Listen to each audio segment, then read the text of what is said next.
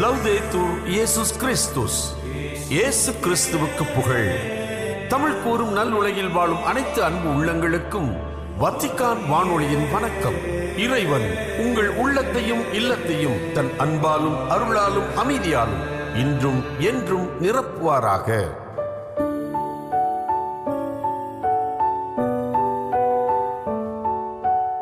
Vatican வானொலி இன்று உங்களுக்கு வழங்கவிருப்பவை கதைகள் 1000, வாரம் ஒரு நிகழ்வு மற்றும் செய்திகள்.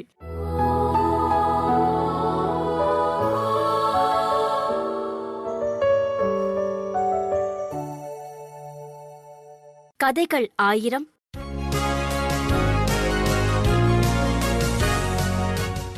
ஒரு வியாபாரி கூடை நிறைய புழுக்களை விற்று கொண்டிருந்தார். ஆவலாய் அதை பார்த்தது சிட்டுக்குருவி ஒன்று. புழுக்களுக்கு ஆசைப்பட்டது. கையில் காசில்லை. நாக்கில் எச்சி ஊற ஊற அது வரி வரியாய் கொட்ட கொட்ட, வியாபாரியே, எனக்கு புழு ஒன்று கொடு. புழு தந்தால் நீ என்ன தருவாய்? என் சிறகு ஒன்றை தருகிறேன். புழு ஒன்றை கொடு. சிறகு ஒன்றை தந்தது, புழு ஒன்றை வாங்கியது, சுவைத்து சாப்பிட்டது. ஆஹா, என்ன சுவை, என்ன சுவை! புழுவின் சுவையே சுவை. இன்னொரு புழுவுக்கு ஆசைப்பட்டது. இன்னொரு இறகை தந்தது, இன்னொரு புழுவை வாங்கியது, சுவைத்து சாப்பிட்டது. ஆஹா, என்ன சுவை, என்ன சுவை! புழுவின் சுவையே சுவை. ருசி கண்ட நாக்கு இன்னும் வேண்டும், இன்னும் வேண்டும் என்றது. அடுத்தடுத்த இறகுகளை தந்தது, அடுத்தடுத்த புழுக்களை வாங்கியது, அற்புதமாய் சுவைத்து சாப்பிட்டது. சின்ன வயிறு நிரம்பியவுடன் அப்பாடா என்றபடி பறந்து செல்ல சின்ன சிறகை விரித்த போது சிறகில் இறகில்லை, பறக்க இயலவில்லை. அந்தோ பரிதாபம்! சிறகிழந்து நின்றது அந்த சிட்டு. விடுமா வேற்று வகை பறவைகள் துரத்தி துரத்தி கொத்தி கொன்று போட்டன, கொத்தி கொத்தியே கொன்று போட்டன. புழுக்களுக்காக சிறகிழந்த சிட்டு புழுவோடு புழுவாய் புழுத்து போனது. சின்ன சின்ன ஆசைகளே போதும் சிறகிழந்து நிற்க, சீரழிந்து நிற்க. அடிமைத்தனங்களின் அச்சாரமே ஆசைகள் தான், சின்ன சின்ன ஆசைகள் தான். எதை சாப்பிடுவதென்று தெரியாது அலையும் ஒரு கூட்டம் 5 நட்சத்திர ஹோட்டல்களில். சாப்பிட ஏதாவது கிடைக்குமா என்று அறியாது அலையும் கூட்டம் அலை அலையாய் தெருக்களில்.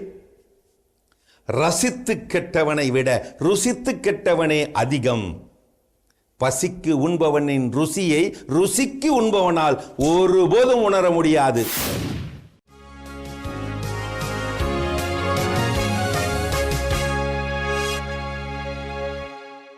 வாரம் ஒரு நிகழ்வு.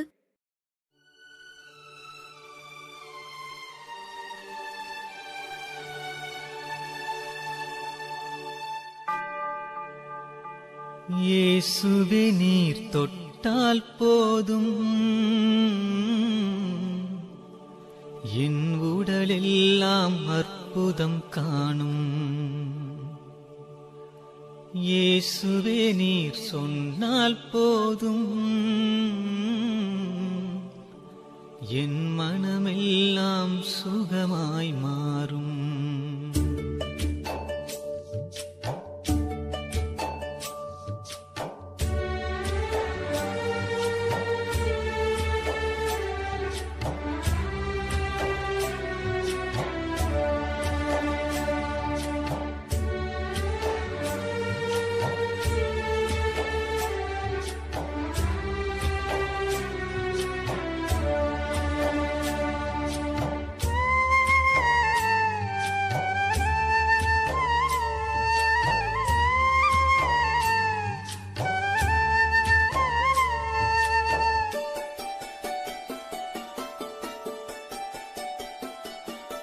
இயேசுவே, நீர் தொட்டால் போதும் என் உடலெல்லாம் அற்புதம் காணும்.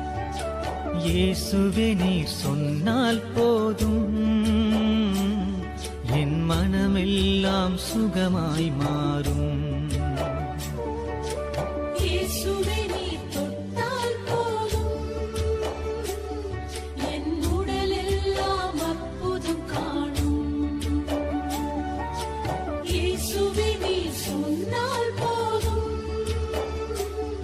என் மனமெல்லாம் சுகமாய் மாறும்.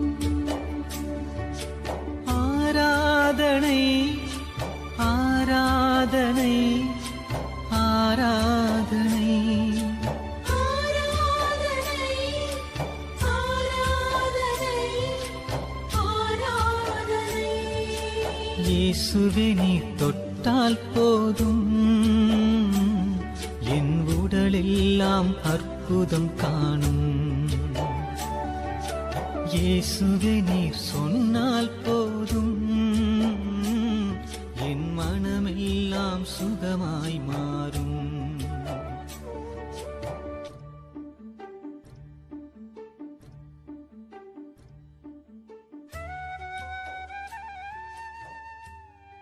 தேசிய மருத்துவர்கள் தினம் உயிரை காக்கும் உன்னத பணியை செய்யும் மருத்துவர்களை போற்றும் வகையில் ஒவ்வொரு ஆண்டும் ஜூலை மாதம் 1ஆம் தேதி தேசிய மருத்துவர்கள் தினம் இந்தியாவில் கொண்டாடப்படுகிறது. இது மருத்துவர்களின் அர்ப்பணிப்பு, தியாகம் மற்றும் தன்னலமற்ற சேவையை கௌரவிக்கும் ஒரு புனிதமான நாளாகும். இந்தியாவில் ஒவ்வொரு ஆண்டும் ஜூலை 1ஆம் தேதி தேசிய மருத்துவர்கள் தினமாக கொண்டாடப்படுகிறது. ஒரு தனி மனிதனின் ஆரோக்கியம் முதல் ஒட்டுமொத்த சமூகத்தின் நல்வாழ்வு வரை மருத்துவர்கள் ஆற்றி வரும் அரும்பணிகளை அங்கீகரிப்பதே இந்நாளின் முக்கிய நோக்கமாகும். இந்த உன்னதமான தினம் புகழ்பெற்ற இந்திய மருத்துவரும் சிறந்த அரசியல் தலைவருமான டாக்டர் பிதான் சந்திர ராய் அவர்களின் நினைவாக கொண்டாடப்படுகிறது. இந்திய மருத்துவத் துறையில் அவர் ஆற்றிய அளப்பரிய சாதனைகளை நினைவுறுத்தும் வகையில் இந்திய அரசாங்கம் 1991 இந்த நாளை அதிகாரப்பூர்வமாக அறிவித்தது. டாக்டர் பி.சி. ராய் அவர்கள் ஒரு சிறந்த மருத்துவர் மட்டுமல்ல, அவர் ஒரு மாபெரும் சமூக சீர்திருத்தவாதியாகவும் மேற்கு வங்காளத்தின் 2வது முதலமைச்சராகவும் பணியாற்றியவர் என்பது குறிப்பிடத்தக்கது. அவர் நவீன மேற்கு வங்காளத்தின் சிற்பி என்று மக்களால் அன்போடு போற்றப்படுகிறார். ஜூலை 1ஆம் தேதி டாக்டர் பி.சி. ராய் அவர்களின் பிறந்த நாளாகவும் அதே சமயம் அவர் மறைந்த நாளாகவும் அமைந்திருப்பது ஒரு வியக்கத்தக்க வரலாற்று செய்தியாகும். தனது இறுதி மூச்சு வரை மருத்துவ சேவையிலும் மக்கள் பணியிலும் அவர் தன்னை முழுமையாக ஈடுபடுத்திக் கொண்டார். ஒரு மருத்துவர் என்பவர் வெறும் நோயை தீர்ப்பவர் மட்டுமல்ல, அவர் உயிர்களை காப்பவர் மற்றும் இக்கட்டான சூழலில் நோயாளிகளுக்கு நம்பிக்கையை வழங்குபவர் ஆவார். மரணத்தின் பிடியில் இருப்பவர்களையும் தனது அறிவாலும் அர்ப்பணிப்பாலும் மீட்டெடுக்கும் வல்லமை கொண்டவர்களாக மருத்துவர்கள் திகழ்கிறார்கள். அவர்கள் நோயாளிகளுக்கு வழங்கும் ஆறுதல் வார்த்தைகள் அவர்களுக்கு பாதி மருந்திற்கு சமமான பலனை தருகின்றன. உடல்நலக் குறைவால் வாடும் மனிதர்களுக்கு உளவியல் ரீதியான பலத்தையும் துணிச்சலையும் கொடுத்து அவர்களை குணப்படுத்துவதில் மருத்துவர்கள் மிக முக்கிய பங்கு வகிக்கிறார்கள். மருத்துவர்கள் சமூகத்தின் ஆரோக்கிய காவலர்களாகவும் முதுகெலும்பாகவும் விளங்குகிறார்கள்.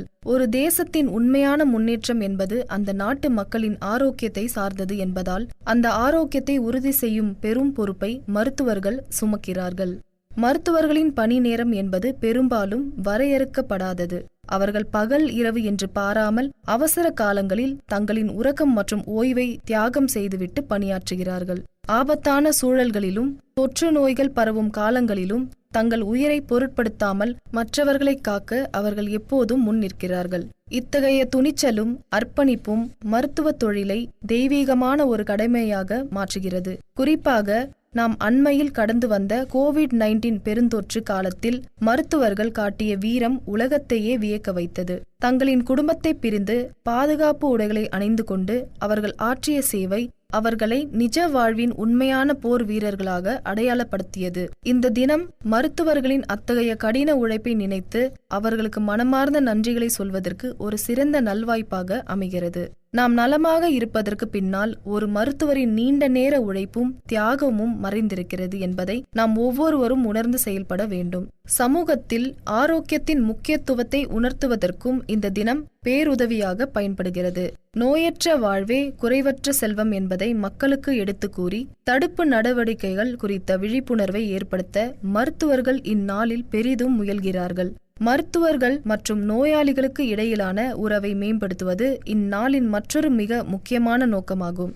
பரஸ்பர நம்பிக்கையும் மரியாதையும் இருக்கும்போது மட்டுமே மருத்துவ சிகிச்சை என்பது முழுமையான பலனை தரும் என்பதை நாம் மறக்கக்கூடாது. இந்த நாளில் நாடு முழுவதும் பல்வேறு மருத்துவ முகாம்கள் இலவசமாக நடத்தப்பட்டு ஏழை எளிய மக்களுக்கு தொண்டு செய்யப்படுகிறது. ஏழை எளிய மக்களுக்கு தரமான மருத்துவ வசதிகள் கிடைப்பதை உறுதி செய்யும் வகையில் பல தன்னார்வ தொண்டுகள் இந்நாளில் சிறப்பாக முன்னெடுக்கப்படுகின்றன. ஆரோக்கிய விழிப்புணர்வு நிகழ்ச்சிகள் மற்றும் கருத்தரங்குகள் மூலம் சுகாதார கல்வி சாமானிய மக்களிடமும் கொண்டு சேர்க்கப்படுகிறது. இது போன்ற நிகழ்வுகள் நோய்கள் வராமல் தடுப்பதற்கான விழிப்புணர்வை மக்களிடையே அதிகப்படுத்துகிறது. ஒரு நல்ல மருத்துவருக்குரிய மிக முக்கிய பண்பு என்பது நோயாளிகள் மீது காட்டும் எல்லையற்ற கருணையாகும். நோயாளியின் வலியையும் வேதனையும் தனது சொந்த வலியாக கருதி சிகிச்சை அளிக்கும் மருத்துவர் மனித நேயத்தின் உருவமாக போற்றப்படுகிறார். பொறுப்பு, உணர்வு, பொறுமை மற்றும் நேர்மை ஆகியவை மருத்துவத் தொழிலின் அடிப்படை தூண்களாக கருதப்படுகின்றன. எத்தனை சவால்கள் வந்தாலும் தனது தர்மத்திலிருந்து விலகாமல் பணியாற்றும் மருத்துவர்கள் சமூகத்தின் சிறந்த வழிகாட்டிகளாக இருக்கிறார்கள். இன்றைய இளைய தலைமுறைக்கு ஒரு முக்கியமான செய்தி என்னவெனில், மருத்துவம் என்பது வெறும் பணம் ஈட்டும் தொழில் அல்ல, அது ஒரு மகத்தான சேவையாகும். உயிரை காக்கும் உன்னதமான பணியை தேர்ந்தெடுப்பது உலகிலேயே மிக உயர்ந்த புனிதமான செயலாகும். மருத்துவர்கள் நம் வாழ்க்கையின் உண்மையான பாதுகாவலர்கள் என்பதை நாம் எப்போதும் நினைவில் கொள்ள வேண்டும். அவர்கள் காட்டும் மருத்துவ வழிகாட்டுதல்களை பின்பற்றி நடப்பதும் அவர்களுக்கு உரிய மரியாதையை வழங்குவதும் நமது தலையாய கடமையாகும். அவர்களின் தன்னலமற்ற சேவையால் தான் நாம் இன்றும் எவ்வித அச்சமும் இன்றி நலமுடன் வாழ்கிறோம். மருத்துவர் மனித உருவில் இருக்கும் தேவன் என்ற வாக்கிற்கு இணங்க இந்த நாளில் நம்மை பாதுகாக்கும் ஒவ்வொரு மருத்துவருக்கும் நாம் அனைவரும் அன்போடு மனமார்ந்த நன்றிகளை தெரிவித்துக் கொள்வோம். நாவசைத்து பேசாத என் வாயும் கூட வகை வகையாய் கீதங்கள் பாடச் செய்வீரே.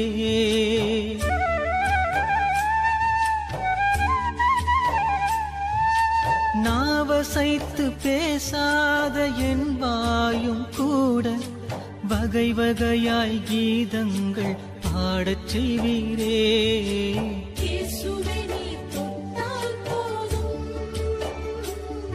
என் உடலெல்லாம் அற்புதம் காணும்.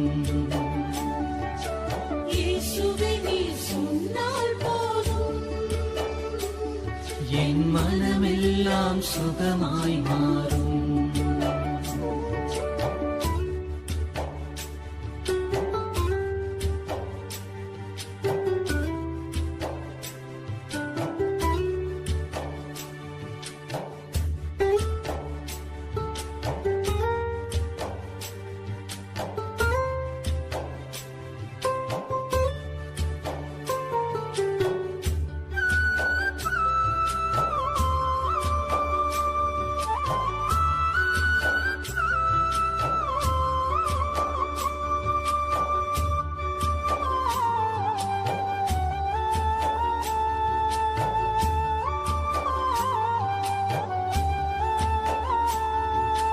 எவ்வொலியும் கேட்காத என் காதும் கூட அயராது உம் வார்த்தை கேட்கச் செய்வீரே.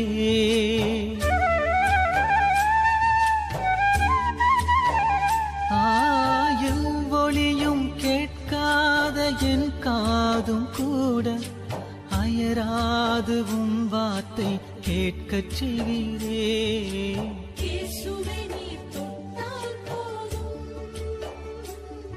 என் உடலெல்லாம் அற்புதம் காணும்.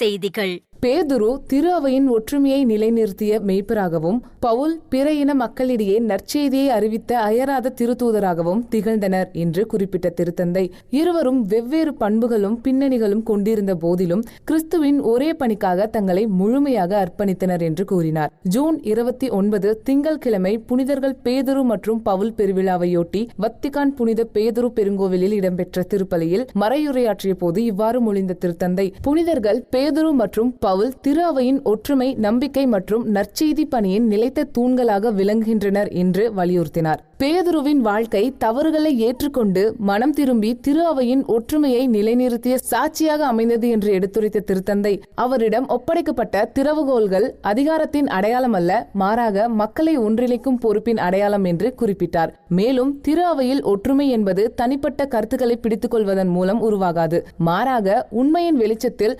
ஒருவருக்கொருவர் செவிமடுத்து சந்திப்பிற்கான வழிகளை தேடுவதன் மூலம் கட்டியெழுப்பப்படுகிறது என்று அவர் கூறினார். புனித பவுலை மேற்கோள் காட்டிய திருத்தந்தை, இறைவார்த்தையின் வல்லமையால் மாற்றமடைந்த சவுல் வன்முறையின் பாதையிலிருந்து அன்பின் பாதைக்கு அழைக்கப்பட்டு உலகெங்கும் நற்செய்தியை அறிவித்த திருத்தூதராக மாறினார் என்று சுட்டிக்காட்டினார். பேதுரு மற்றும் பவுலின் சாட்சிய வாழ்வும் ரோம் நகரில் அவர்கள் சிந்திய இரத்தமும் இறைவனின் அளவற்ற அன்பை வெளிப்படுத்துவதோடு நற்செய்தி அந்நகரில் ஆழமாக வேரூன்றி அதிகாரத்தை ஆதிக்கமாக அல்லாமல் மனித வாழ்விற்கான சேவையாக உலகிற்கு எடுத்து காட்டியதாக திருத்தந்தை 14ஆம் லியோ அவர்கள் கூறினார். ஜூன் மாதம் 29ஆம் நாள் திங்களன்று புனிதர்கள் பேதுரு மற்றும் பவுல் பெருவிழாவையொட்டி வத்திக்கான் புனித பேதுரு பேராலய வளாகத்தில் கூடியிருந்த பல்வேறு நாடுகளைச் சேர்ந்த ஆயிரக்கணக்கான திருப்பயணிகளுக்கு வழங்கிய நண்பகல் மூவேளை இறைவேண்டல் உரையில் இவ்வாறு மொழிந்த திருத்தந்தை அவர்கள், ரோம் திரு அவைக்கும் உலகம் முழுவதும் உள்ள அனைத்து உள்ளூர் திரு அவைகளுக்கும் இடையேயான நம்பிக்கை மற்றும் அன்பின் ஒன்றிப்பை புனிதர்கள் பேதுரு மற்றும் பவுல் பெருவிழா நினைவூட்டுவதாக கூறினார். இன்றும் உயிர்த்தெழுந்த கிறிஸ்து தம்மை பின்பற்றும் சாட்சிகளின் வழியாக உலகின் மையங்களிலும் எல்லைப்புறங்களிலும் செயல்பட்டு வருகிறார் என்றும் மன்னிக்கப்பட்ட பாவிகளான நம்மை இறைவன் தனது அருளின் கருவிகளாக அழைக்கிறார் என்றும் அவர் எடுத்துக்காட்டினார். பேதுருவும் பவுலும் பிறப்பிலும் குணநலன்களிலும் பணியாற்றும் முறையிலும் வேறுபட்டவர்களாகி இருந்த போதிலும் ஒரே தூய ஆவியால் ஒன்றிணைக்கப்பட்டனர் என்பதை சுட்டிக்காட்டிய திருத்தந்தை அவர்கள், திரு அவையின் ஒற்றுமை என்பது வேறுபாடுகளை அழிப்பதல்ல, அவற்றை இறை அன்பில் இணைப்பதே என்று வலியுறுத்தினார். இயேசுவை பின்பற்றுவது வெளிப்புற செயல்களில் மட்டுமல்ல, அவரோடு முழுமையான அன்புறவை ஏற்படுத்திக் கொள்வதில் உள்ளது என்றும், உண்மையான அன்பு சில நேரங்களில் நமக்கு மிகவும் நெருக்கமானவற்றில் இருந்தும் துறந்து வாழ அழைக்கிறது என்றும் திருத்தந்தை 14ஆம் லியோ அவர்கள் கூறினார். ஜூன் 28 ஞாயிறன்று வத்திக்கான் புனித பேதுரு பெருங்கோவில் வளாகத்தில் கூடியிருந்த பல்வேறு நாடுகளை சேர்ந்த ஆயிரக்கணக்கான திருப்பயணிகளுக்கு வழங்கிய நண்பகல் மூவேளை இறைவேண்டல் உரையில் இவ்வாறு மொழிந்த திருத்தந்தை, மத்தேயு நற்செய்தியை மேற்கோள் காட்டி கிறிஸ்துவின் சீடராக வாழ்வதற்கு துறப்பு, தியாகம் மற்றும் விருந்தோம்பல் ஆகிய 3 பண்புகள் இன்றியமையாதவை என்று வலியுறுத்தினார். குடும்ப உறவுகள் கூட கிறிஸ்துவின் அன்பில் நிறைவடைகின்றன என்று எடுத்துக்காட்டிய திருத்தந்தை, பிறரை வளர செய்வதற்காக சில நேரங்களில் விட்டுக் கொடுக்கவும் கற்றுக் கொடுக்க வேண்டும் என்று கூறினார். இன்றைய உலகம் இழப்பை பலவீனமாக கருதினாலும் தன்னை பிறருக்காக அர்ப்பணிக்கும் அன்பே உண்மையான பலனை தருகிறது என்று எடுத்துக்காட்டிய திருத்தந்தை, பிறருக்காக நேரத்தை ஒதுக்குதல், ஆறுதல் அளித்தல், தன்னலமின்றி பகிர்ந்து கொள்தல் போன்ற சிறிய தியாகங்களே இறை அன்பின் வெளிப்பாடுகள் என்றும் சுட்டிக்காட்டினார். மேலும் விருந்தோம்பல் என்பது அன்பின் செயல்பூர்வமான அடையாளம் என்றும், தாகமுள்ள ஒருவருக்கு ஒரு குவளை தண்ணீர் கொடுப்பது போன்ற சிறிய செயல் கூட இறைவனின் அன்பை வெளிப்படுத்துகின்றன என்றும் குறிப்பிட்ட திருத்தந்தை, இயேசுவின் பெயரால் வருபவர்களை வரவேற்பது கிறிஸ்துவையும் விண்ணக தந்தையையும் வரவேற்பதற்கு ஒப்பானது என்றும் எடுத்துரைத்தார். நிலநடுக்கத்தால் பாதிக்கப்பட்டவர்களுக்காகவும் அவர்களது குடும்பங்கள் மற்றும் மீட்பு பணிகளில் ஈடுபட்டவர்களுக்காகவும் இறைவேண்டல் செய்வதாக உறுதியளித்த திருத்தந்தை 14ஆம் லியோ அவர்கள் தொடர்ந்து அனைத்துலக நாடுகளும் ஒற்றுமையுடன் செயல்படுமாறு அழைப்பு விடுத்துள்ளார். ஜூன் மாதம் 26 மற்றும் 27 ஆகிய நாள்களில் வத்திக்கானில் இடம்பெற்ற சிறப்பு நிலை கர்தினால்கள் ஆலோசனை அவை கூட்டத்தை நிறைவு செய்வதற்கு முன்பு இவ்வாறு கூறிய திருத்தந்தை அவர்கள், அழிவுகரமான நிலநடுக்கத்தால் பாதிக்கப்பட்ட வெனிசுலா நாட்டு மக்களுடனான தனது நெருக்கத்தையும் வெளிப்படுத்தியுள்ளார். கர்தினால்களின் சுதந்திரம், சகோதரத்துவம் மற்றும் ஒன்றுபெண் மனப்பான்மைக்கு நன்றி தெரிவித்த திருத்தந்தை அவர்கள், கிறிஸ்து தனது திரு அவையை தொடர்ந்து வழிநடத்துகிறார் என்பதையும் வலியுறுத்தியுள்ளார். பல்வேறு கலாச்சாரங்களைச் சேர்ந்த கர்தினால்கள் ஒன்று கூடியிருப்பது நற்செய்தியின் பணியில் ஒற்றுமைக்கு ஒரு ஆற்றல்மிக்க சான்றாக அமைந்திருந்ததாகவும் அவர் தெரிவித்துள்ளார்.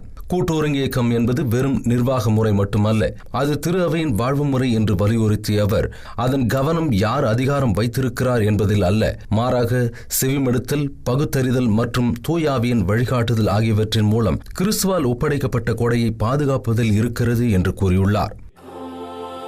இத்துடன் வத்திக்கான் வானொலியின் தமிழ் ஒளிபரப்பு நிறைவு பெறுகிறது. உங்கள் செவிமடுத்தலுக்கு நன்றி. தொடர்ந்து வத்திக்கான் வானொலியுடன் இணைந்திருங்கள். இறையாசிர் பெறுங்கள்.